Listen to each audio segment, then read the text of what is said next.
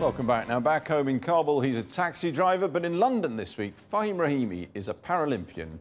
He lost his leg in a landmine accident when he was just 12, but tonight he'll carry the Afghan flag into the Olympic Stadium.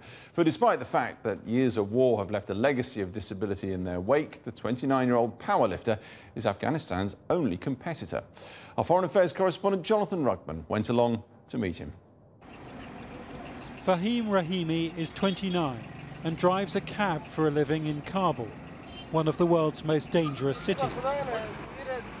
He says his Afghan passengers are most worried about a return to civil war, but winning a gold medal is what's on Fahim's mind. One foot on the pedals is real, but Fahim's other foot is false.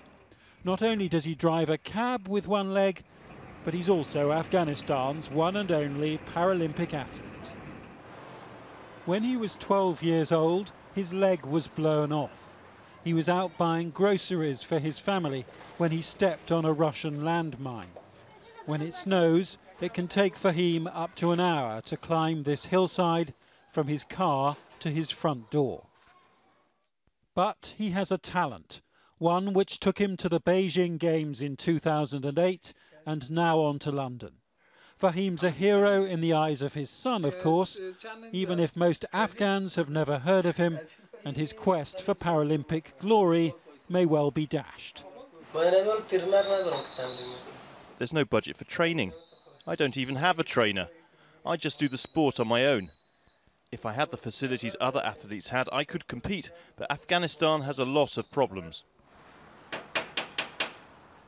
Fahim trains inside Kabul's Olympic Stadium, where those arrested by the Taliban were once executed in public. The memory of that hasn't lifted. There were more executions in Helmand last weekend. But even if Fahim's gym uses clutches from old trucks as weights, this one Afghan will fly his country's flag in the Olympic Stadium tonight. From 18 athletes, I was the only one chosen to represent my country. I'm proud my flag will be there among the others.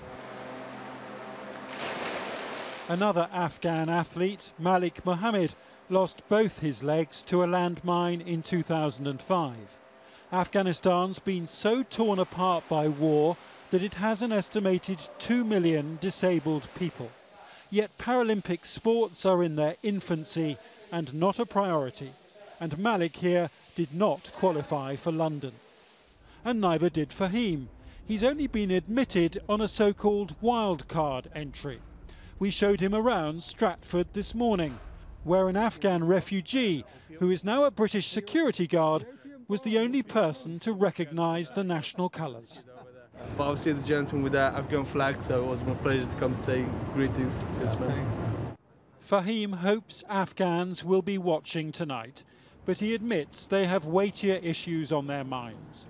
He's also worried about losing up to $20 a day in cab fares while he's so far from home. Do you feel a bit lonely because you're the only one here who's competing? Yes, I feel lonely. I'd be happier to have more friends and sports people around me. I'm completely alone, especially when I go to breakfast. Still, Afghan sports officials are here with him, as are lots of British soldiers, though not as many on duty here as the 9,000 plus in Afghanistan. Well, we don't see them in the cities. They are just in their bases, and they don't, as I see them here, I don't see them there. They walk with lots of guns over there. They have armored vehicles, so it's quite different. Fahim Rahimi is unlikely to win a medal, and witnessing London's wealth reminds him just how poor his homeland is. But given that a Russian landmine blew his leg off, how amazing to see him standing here. Perhaps not so alone after all. Jonathan Rugman, Channel 4 News, Stratford. Fahim Rahimi, powerlifting for Afghanistan. And from polio to earthquake survivors, we've been looking at the paths that brought the world's Paralympians to London this year. You can read their stories on our website. Go to channel4.com/news.